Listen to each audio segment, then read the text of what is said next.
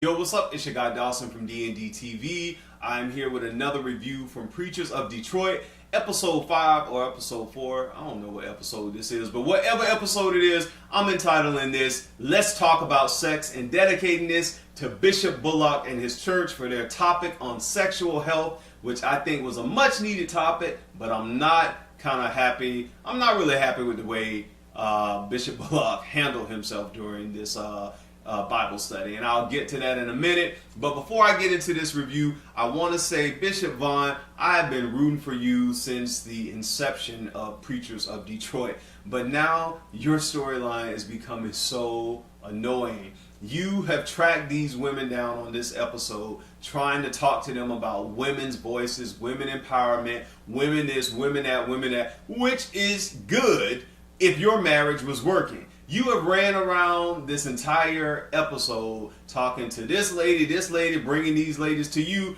But the thing you need to be doing is chasing your husband down in North Carolina. And that's what I thought we were going to see this episode. But obviously, the women's movement is more important to you, which kind of makes me feel, why did you get married in the first place? Because obviously, your husband don't mean nothing to you. So why y'all wasting each other's time? But that goes without saying. But you should take that empowerment. Do me a favor. Take that empowerment that you feel and go down to the arena and empower the Detroit Pistons, okay? Because them boys need it. But moving right along, the scene opens up with Julius, the community organizer, talking with Pastor Bullock about the conference that they want to have, or the little Bible study where they want to talk about safer sex, sexual health, or whatever he wants to do.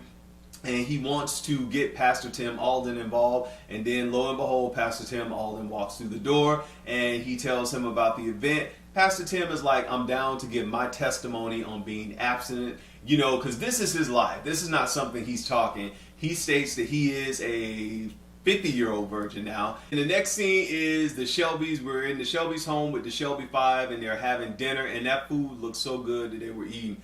The Shelby's Five started talking to their mom and their dad about their album, and they have about 4 more songs they need to complete, but they're looking outside of the Christian arena for producers to help them on the album, and the father is really not having that.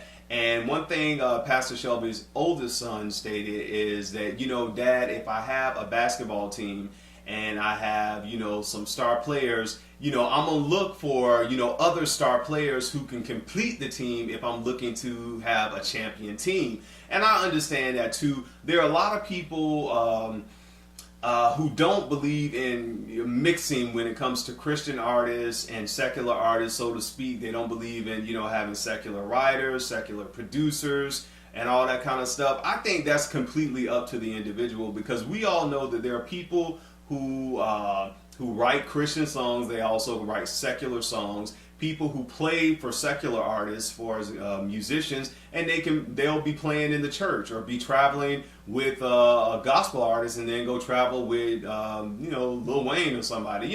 People do that. I mean, that's not something that's always been a big debate in the church amongst musicians and artists and singers like that if you gotta sing, you gotta do it for the Lord. It gotta be Christian music, you gotta play for the Lord.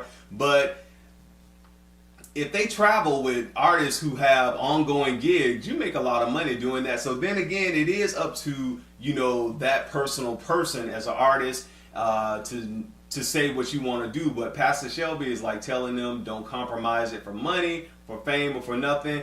And I think with him being their father and having their mother there, I think he has a good hold on his children. I don't think, or a good leash, should I say. I don't think they're going to stray out too far. He has a pretty good, a tight grip on them. I don't think they're going to go too far if they do work with will.i.am, which is one of the artists they name.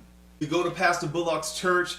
Pastor Tim Alden is there, and some of the members are there for this sexual health Bible study. Pastor Bullock calls Pastor Tim up to speak, and I'm sitting here thinking that Pastor Tim is finna give like a good sermon, and it's finna be very poignant and very heartfelt.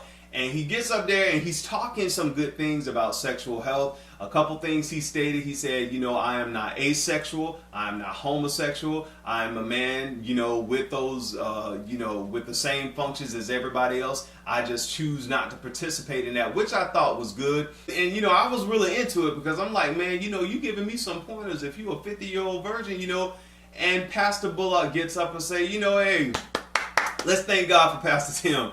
And I'm like, the man didn't even get a paragraph out, and Pastor Bullock says to the congregation, I thank God for Pastor Tim and his testimony, but look here, I minister to real people who make mistakes.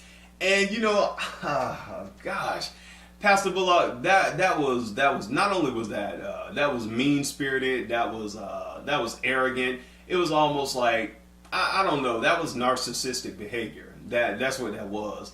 And to invite Pastor Tim to your church and then to treat him like that in front of your members who are obviously always going to have your back. And as you all saw during that this episode, when he was saying those things like, I have real members who have real weaknesses. Some of the members were laughing and like nodding like, yeah, you're telling us about this abstinence stuff. I can't do that, but I can put on a condom. And I just think, give them both. Tell them about the abstinence, because there are some people who can hold on and who should hold on till the right one comes. But for those who tripping up every Sunday and they at the altar, I don't want you to get no disease or get too many unwanted kids. But, I see where the condoms part come in too. But another thing that I thought Bishop Bullock did that was very disrespectful was also in front of him and in the church. I had never seen that in my life, somebody passing out condoms inside the sanctuary.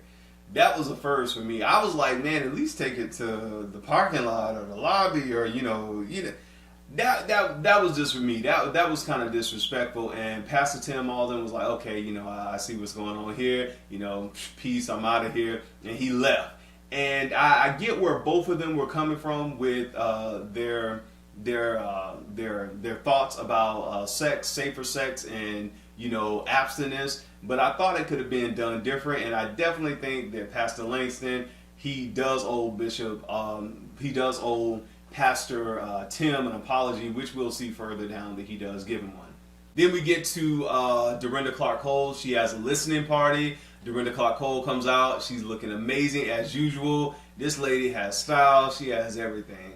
And the song they were playing that the producer did for her, that was a nice song for her, nice style. Different vibe for Dorinda Clark Cole. That's something that I definitely would pick up on iTunes. The Shelbys were in the audience along with some other artists. I saw Dietrich Haddon's brother and his wife, Tammy, I think it's Gerald and Tammy Haddon. They're praise and worship leaders out of City of Refuge over in California. And there were some other people who were in the audience as well. After the listening party, the Shelbys go up and they're able to meet the producer who, I guess, produced most of the tracks on Dorinda's album. He wants to hear them sing, and they sing. And the song they do, Champion, that is in my head. I thought that was like somebody else's song, but that is a song that the older son wrote. And definitely when that song come out on iTunes, I'll get that song. I'll get that song because I like that Champion, the one they always sing. They did an awesome job singing that. The producer is like, okay, I really would like to work with you guys, but in order to do something, big and touch the world like y'all say y'all want to, you're going to have to leave the church doors, which later we get into a scene where Pastor Shelby's oldest son is going to Pastor Shelby and he's talking to him about, them branching out into, I guess, or trying to branch out into the secular world. And Dad, Pastor Shelby, he's not hearing that. He's not hearing that. And one thing I think, the kids have a lot of respect for their father and their parents. And if it's something that they feel their parents aren't going to do or going to agree with, they're not going to go for that. And I think, further down, I'm anxious to see how this is going to play out because there's so many people who are in the church who have had this issue for years. Not really an issue, but come to this kind of this is like a barrier or I don't want to say it could be a barrier. It's kind of like an issue a lot of people have had from like years and years and years ago and continue to still have because there are some people who say just do straight gospel and don't cross over to the devil's music. Don't do nothing the devil got to do with. So I want to see how it plays out for the Shelbys and their family with this.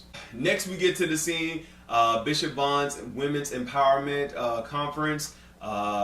Nikki comes along with Kiera, and Bishop Vaughn is there. Good little turnout came to the Women's Empowerment. I was very happy to see Lady Maisha from the Preachers of LA. She came and she spoke, and she basically is on this whole, women, empowering yourself, doing you and getting out there and do what you got to do. Awesome message from Lady Maisha. She's looking good as usual. She lost all that weight and she's just soaring. So she gave a good message. And even Bishop Ellis' daughter, Kiera, got up and she gave a good message about her foundation that she's doing, the Princess Mentality, helping young girls who, without fathers, kind of feel special and feel good about themselves and have self-esteem. And I'm happy with that. I mean, they have all this stuff for the young girls and stuff. They got to get something for the young boys, man, because the dudes need something as well, too, because these young boys just as messed up as the girls. So I really appreciate Kiera for doing that. That was really good. The women's conference, Bishop Vaughn got up, she spoke, talked about it's time for women to be empowered. She keeps talking about the First Lady President. This is her mission. She is more concerned about this, again, than she is about her marriage. So this is something she is really enthusiastic about, and which she should continue to do, and just leave that whole trying to be married thing alone, because this seems to be working more than her relationship, and obviously she wants this more than she wants a relationship. The next thing we get on, Pastor Shelby's wife and Bishop Langston's wife come over to Pastor Vaughn's church, and they talk with her about the Women's Empowerment Conference. And first of all, Bishop Vaughn, she's saying, I know you all weren't there and all this. And they're explaining, well, I had something to do with my church. And Pastor Shelby's wife said I had something to do with my husband. And she was like, Bishop Vaughn, she said something that was very arrogant. She was like, I know you all had something to do, but this was better. And I'm sitting there listening to Bishop Vaughn, and I'm like, I hate when people do that. I hate when people think what they are doing is better than what you're doing. If it's something that's important to you and in your life, you do it and you be happy. But don't tell me that what I'm doing is not good because you're not doing it. That was just so arrogant. I was just like, okay, you losing some stripes with me.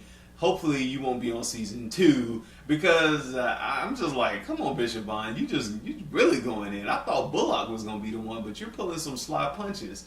So she told the women, what happened at the women's conference, and, the women are just sitting there looking at her like, okay, that's good. And one thing, I'm glad that Bishop Shelby's wife had a voice. She told her, look, I'm not trying to start a women's movement at my church. I'm happy with my family. I'm happy with what's going on, and I'm good. And Pastor Bishop Vaughn just backed off, because at the end of the day, if these women are happy with their life and they're okay, what can you do about it? The only thing you can do is just be happy with you and just continue your women's empowerment movement and go on.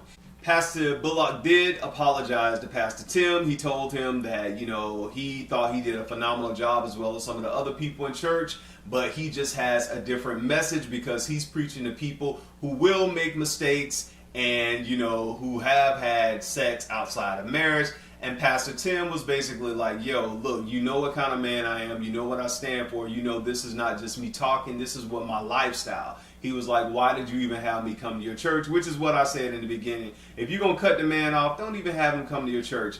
They make amends and everything seems to be okay. Pastor Bullock calls himself a verbal assassin, meaning that if anybody stepped to him with the wrong attitude, no matter who they are, he's basically going to verbally abuse you and just try to get his point across no matter what, with his narcissistic behavior that he loves to pull out. But this episode was really good. A good episode. It had a lot going on. We got to see everybody. Only person we was missing tonight was Bishop Charles Ellis, and hopefully he'll be back on next week. But until then, I'm your guy Dawson. Enjoying Preachers of Detroit. Still better than Preachers of LA. And I'm looking forward to next season. Take care of yourself and each other. Live your best life. And like my Lady Maisha said tonight, it's time to do you in every aspect of your life. Don't wait for nobody, or you'll be waiting forever. Peace.